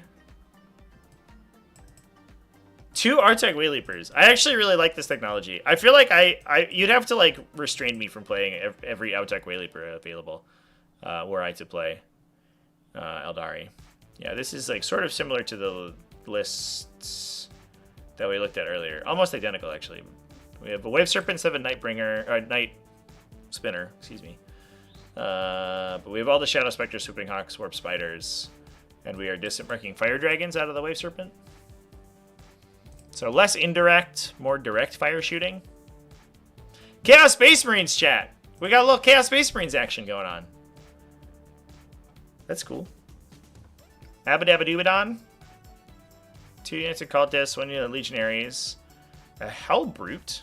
So we get double up on the benefits you get from Dark Pacting. Triple Obliterators. Ah, there's the team event spice. Oh, you want to hide from me? No. No. Plus possessed and a bunch of nerdlings. So we could get hit rerolls from Abaddon and then just put 3 big stupid units of Obliterators on the table and pop their indirect and try to kill our opponent in like 1 turn. And then the Hellbrute's there to give them the double buff on their Dark Pacts as well, so that they're getting the most use they can out of all of the guns when they drop. We have a Legionnaire unit that we could attach Abaddon to, I think, right? But we don't necessarily need to. He's fine just by himself also. And a bunch of Nurgle cultist units to hold objectives. Oh, excuse me. Yeah, that's a spicy list right there. I wonder if that list is okay in singles. It's probably fine, right? I don't know if it's like particularly like super strong, but it's probably totally acceptable. Do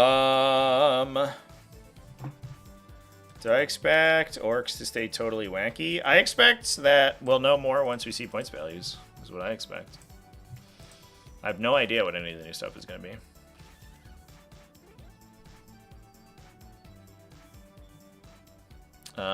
We also saw some World Eaters.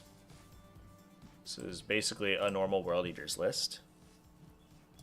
We saw some Blood Angels. No Sanguinor in this Blood Angels list. Yeah, this one is taking the Ball Predators. Otherwise, it's kind of the normal stuff that we've seen typically.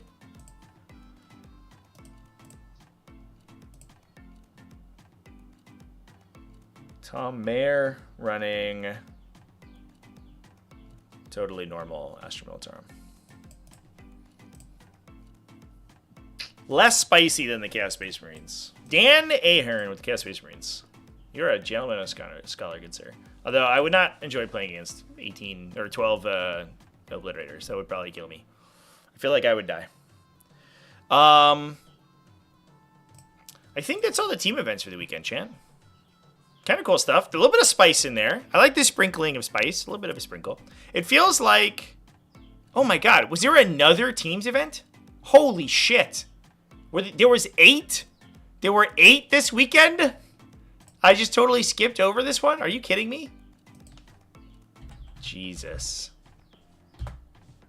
I don't know if we're gonna go through the entire thing. This one did have some Tau in it. And Chaos Demons. Kyle Treha. Hell yeah, man. With Bellicor, Guo, Scarbrand, and Blue Scribes. Blue Scribes still seeing some play. Having Lone Operative is good, even if you do cost 75 points. This one's running triple Blood Crushers, triple Flamers, triple Gorehounds. Just MSU. Just a bunch of MSU guys. We're going to score some points, boys.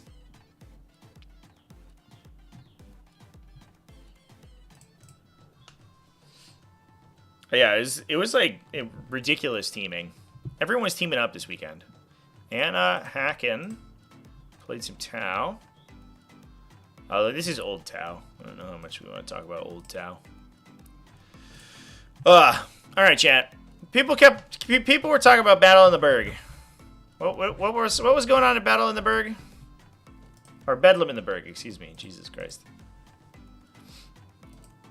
Was it World Eaters? Is that what we're looking at? Yeah. So they did allow Legends. Did anyone like go ham with Legends? I guess they didn't, right? Because we didn't see them in the top 2. Because I talked about them on my video yesterday.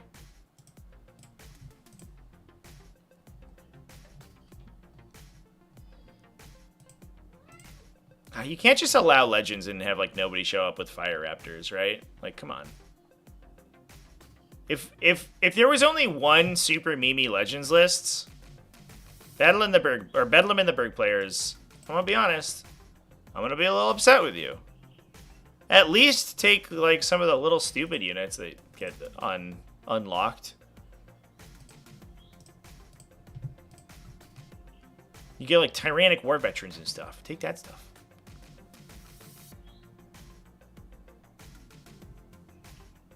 No legends, chat. Jesus. Unacceptable. No Rendmasters? Yeah, the Rendmasters are like kind of a weird inclusion for demons, right? Like they're good at buffing the actual attacks, but they're not good at buffing the impact attacks, and that's what that list like normally wants to see. And I think what the goal of that list was to like skirmish with all the little stuff, because it had just infinite tiny units that were running around and doing actions.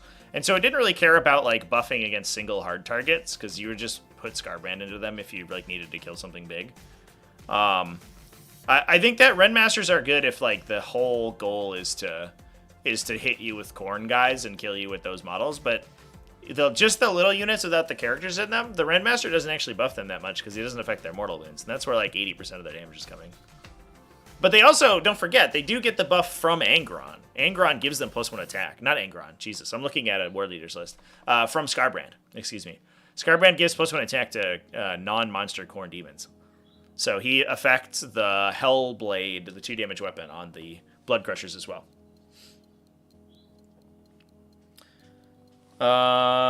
Is the Red Gobo Legends? What does the Red Gobo do?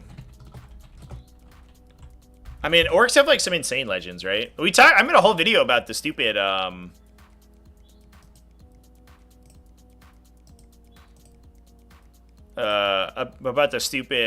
Grot Misgits. That unit is nuts. They're like insanity. They're like a 40-point lone operative that grenades you once a turn. Like what? And replaced by the Red Gobo's Surprise.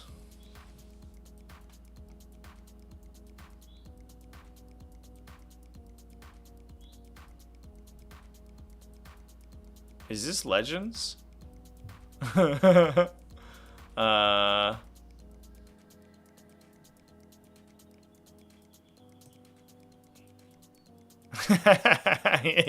Give Gretchen. Oh yeah. Oh, he's the one with the bag. Oh, I remember now. Yeah. Okay. Yeah, he gives everybody a bonus on their grenades. And it's Gretchen units, which is specifically Gretchen. Yeah. But if he affected like like Grot tanks or something, that'd be nuts. Once per battle round, you can make Gretchen non-battle shock. Whatever. Yeah, I mean, +1 damage grenades is kind of nuts, because then they average 4 instead of 3. You just literally give them +1 damage.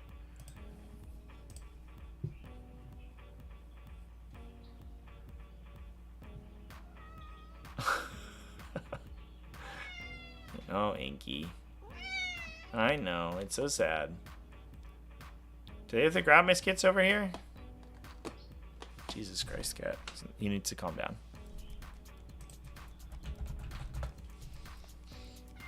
There they are.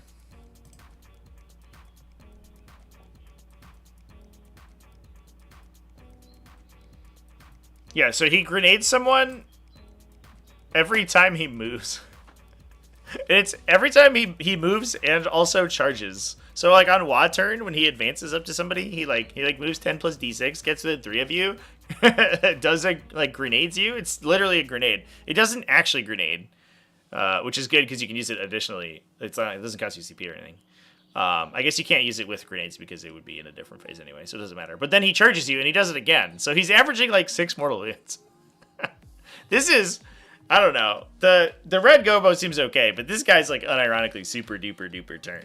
This model would be in every orc list hands down if you could play him.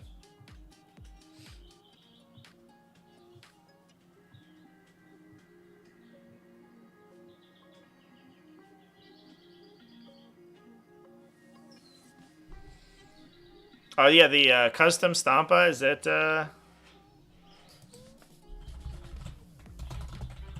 Legends also? Oh, that's a regular Stampa. Maybe it just got removed, actually, because it was just a normal Stampa. I don't know, chat. I don't know. We should make, like, a Legends tier list. The best Legends units in the game. That'd be kind of fun, actually. And people... Then every time I play a random tournament that, like, randomly allows Legends, I'll know what to take. This guy was running a Greater Brass Scorpion, though, so let's actually pull that bad boy back out.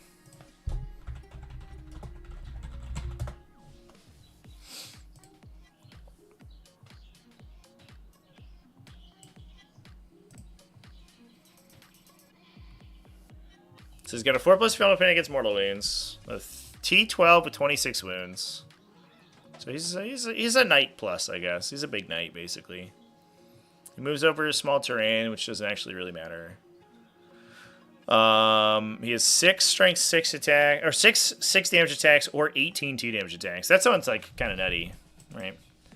And then shoots with Demolisher Cannon, Scorpion, Hellmaw Flame Cannons, which is 2d6 because there's 2 of them. So he's 15 2 damage shots, but they're not really an EP, so they're okay. And a regular Demolisher Cannon. So his shooting is okay, but his melee is really good. You're taking this guy for his melee. Oh, this is in Slaves to Darkness. Does he do anything different in World Eaters? I can't imagine that he does.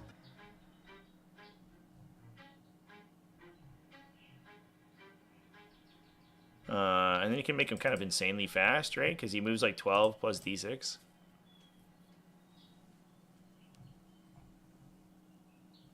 Sustained 1 is pretty okay on him, too. Especially if he's doing his 2 damage swing. I don't know if he has... Does he have any... You can, like... Oh, you can auto 6 him. That's pretty good.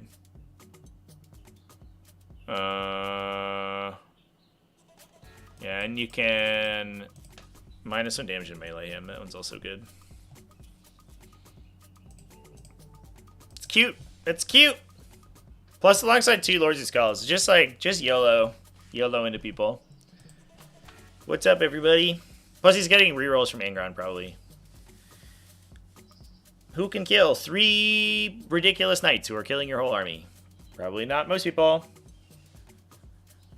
I guess also, like, having a good flamer is good against, like, chaff infantry, too, because you can flamer them before they movement block you. Like, if you run 5 scouts or whatever, he might just kill them before he goes to your movement phase, which would be... He also shoots, like, whatever, 20 additional times, too, so he'll probably get a couple additional wounds in there with his other weapons. Oh, no, but he's Titan! So we can't Overwatch with him, right? He is a Titan. I'm sure that he has that keyword, right? Mistakes were made.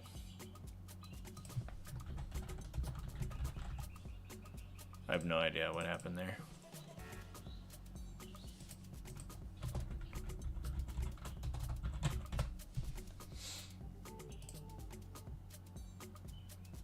Yeah, no Overwatch. Sad times. At least he can see over stuff for all the melee attacks he's gonna do.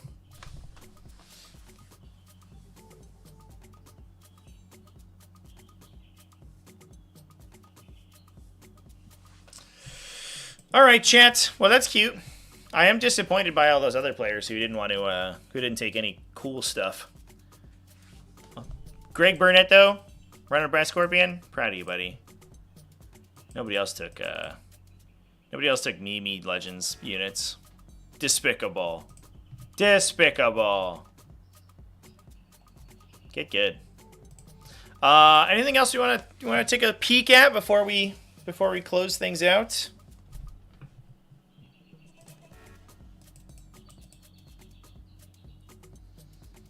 Otherwise, I think I'm flagging a little bit, as you can probably tell. I am going to be live over on Twitch later on. I'm probably going to take a nap between now and then, though.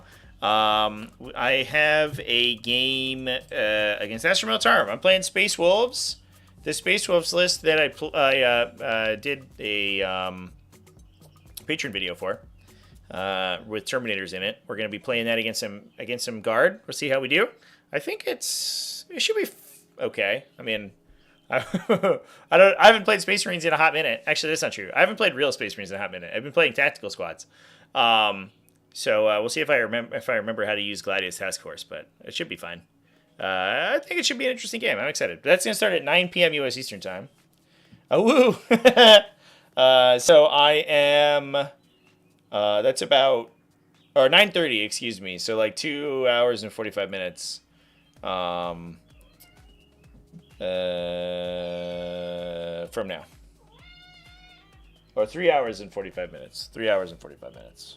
Yeah, that's how math checks out there. Imperial Knights need to be judged for win ratios under pure lists and allied lists. I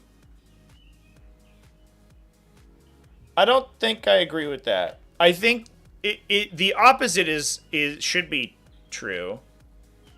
Well, I don't know. Like, most of the time you see Imperial Knights, or most of the time you see... well, I should say often you'll see Imperial Knights in other factions, but those are not considered Imperial Knights lists. Your faction is whatever you pick at the start. But saying that it's not an Imperial Knights list because, like, you have a Calidus Assassin is, like... Who cares? A Calidus Assassin does not stop you from being an Imperial Knights list. Like, that's just a normal thing to take. And you can't really take much more than that, right? Because you can take... You could take up to 2 retinue units and 2 characters out of Agents of the Imperium, but to my knowledge, nothing else transfers over. So, you know, you could like maybe put 300 points into. I guess you could take a like a Warhound Titan, which is like sure. That does not happen very often. But other than that, I think you could. Like, it's basically impossible to take more than, 300 points in Agents of the Imperium, and it's the other 1,700 of your army is Imperial Knights.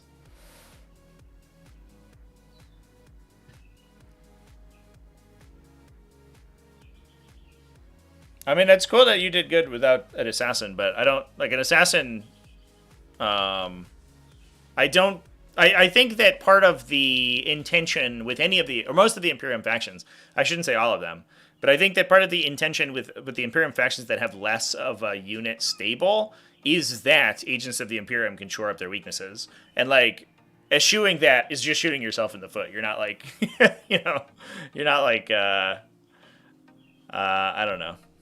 You're just leaving tools on the wayside, I think.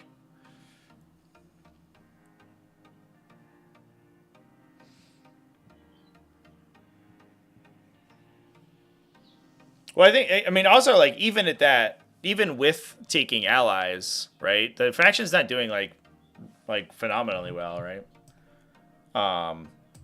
So it doesn't seem to me like, adding an assassin is, like, masking that the faction's, like, struggling, right? Because I think they just are. Just by themselves. I don't know.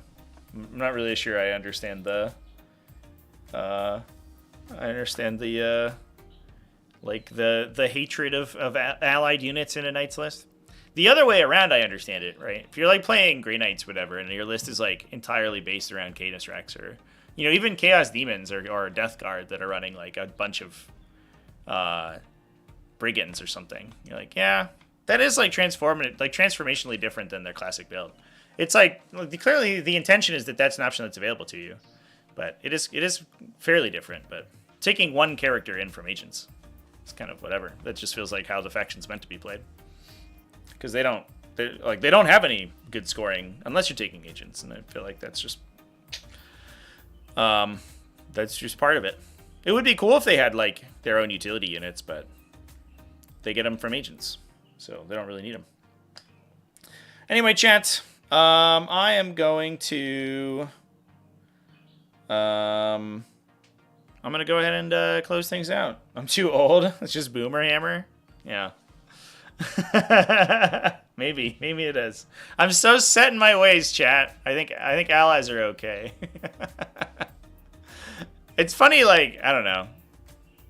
I feel like the community has and will probably like vacillate wildly on how they feel about allies a lot, right? Like at some point, sometimes people are gonna be like, "Oh, remember when I could take guardsmen with my Space Marines? That was so cool. I could make the themiest lists."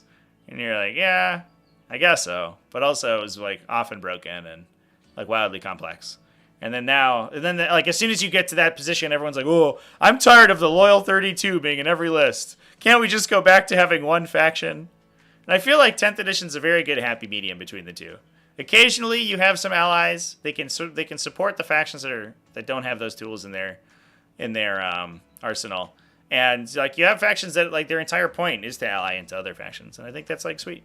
But it's very rare, and it's also not wildly convoluted. The one thing I will say is, so many people get confused about the allied mechanics because they're different for every faction. I do think that could use some standardization. Like some factions can ally 1,000 points, some factions can ally 500 points, some factions can ally a set number of units. And it's not super convoluted because there's not too many examples of those. And it's usually depending on what faction you're taking. But from the outside, if you're not like a main of whatever faction is using that allied mechanic and you're looking in, it can be a little bit hard to parse, I think. Because you see some people being like, how can that army take, X number of how can it take that many agents of the Imperium plus knights? And you're like, well, knights aren't agents of the Imperium, so they don't impinge on your total selection of agents of the Imperium. And agents of the Imperium are not restricted by points on how much they bring. They just bring a set number of units, which is different than most other factions. We need more female custodies, for sure. I 100% agree. Yeah. Yeah, that's what we should be allying in. So, all right, I propose a new rule: no agents of the Imperium for Imperial Knights. They're done. Then we don't have to worry about it getting in the way of the stats anymore. But you can take all the female custodian guard models that exist instead. So when you stat out Imperial Knights, it should be Imperial Knights : allies and Imperial Knights : based, and it's all Imperial Knights and all of the female custodians, and then the other one is where you take agents of the Imperium. And that's how it should be. That's just my opinion. Yeah. I'll probably do a video. Well, we'll see if I have time tomorrow. I have to do my taxes this week, chat, which is like, which is probably going to stop me from releasing any videos because it's going to eat the rest of today and most of tomorrow. But I'm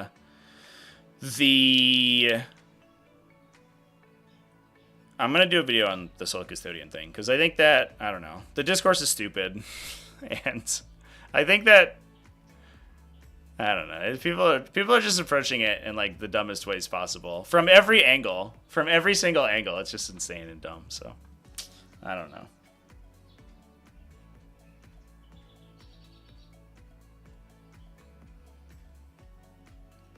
Add mech allies and knights. Yeah, we get. I mean, so my taxes take, because I'm self-employed. They take like, it's like a 12-hour process to do my taxes. And so I just hadn't had time until this week, which sucks.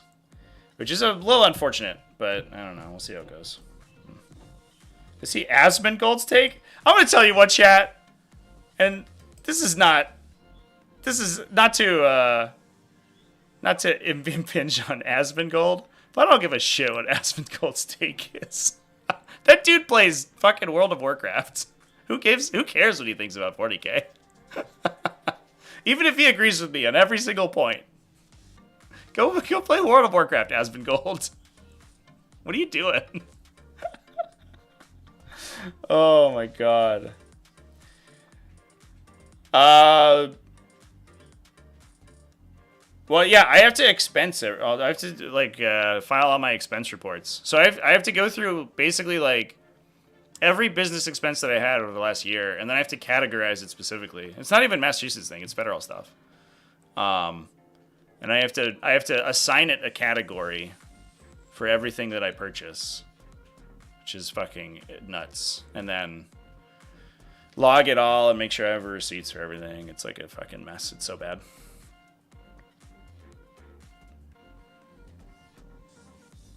Thought of any to do text is less relevant than setting it on fire. Yeah, it's miserable. It's like college homework that you don't like get credit or get paid for.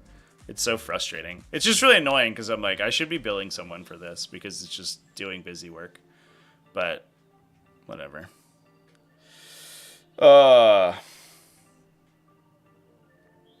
Whatever. The commentator streamer since WoW is dead. Yeah, but I have such like I don't know how I feel about like pure commentary streamers because I feel like just giving your opinions about random stuff is not like a value addition. You know what I mean? Unless your opinions are like really well thought out, which is typically something that you formulate with like life experience. But if you're a commentary streamer, your life experience, unless maybe Asmongold's had the most interesting life ever and has so many new perspectives on things. And I don't know that, maybe he's the most interesting man in the world. But if you're a commentary streamer, you spend most of your day commentating on things. So your entire perspective is, as the person who commentates on stuff, right? You're not like, I don't know what I'm trying to say, chat. You're not like generating new information for people, I guess. I don't know.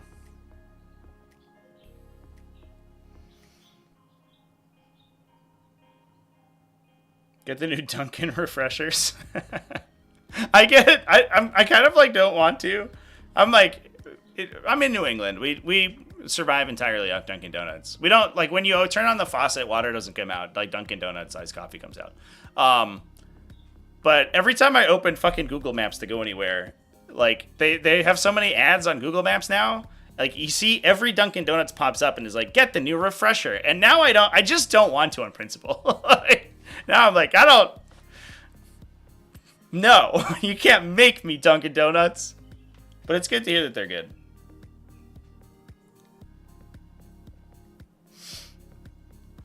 Penguin Zero's a commentary streamer? Yeah, I've watched his stuff like occasionally. But again, it's like, I don't know. It's just the opinions of people who are terminally online. Like if I wanted those opinions, then I could just ask myself what they were. Like, there's a reason that I don't make videos about like random internet drama, because I don't have a leg to stand on. I don't know. Refer to Custodes as she, her now. Yeah, I liked it. I hope that the cultural terminology for the community goes from like, because everyone calls them like the banana boys, right? I hope that it changes to golden girls, because I'm in. They're golden girls now. And they're all just gonna like get angsty about, whatever octogenarian flame they had. I've never watched an episode of Golden Girls, so I don't know what happens on that. Shit. Dislike of Dunkin' Donuts is how I feel about Imperial Knights with an assassin. But I don't want to. You can't make me take a Calidus. Stupid Eversor. All right, chat. I'm gonna hop off. Thanks everyone for hanging out.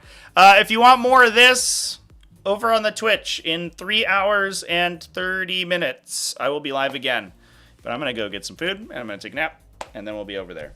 So thanks everybody, and we can talk about funny Golden Girls memes over on Twitch later. So I hope you do that with me. And I'll see you then. Cheers, everyone.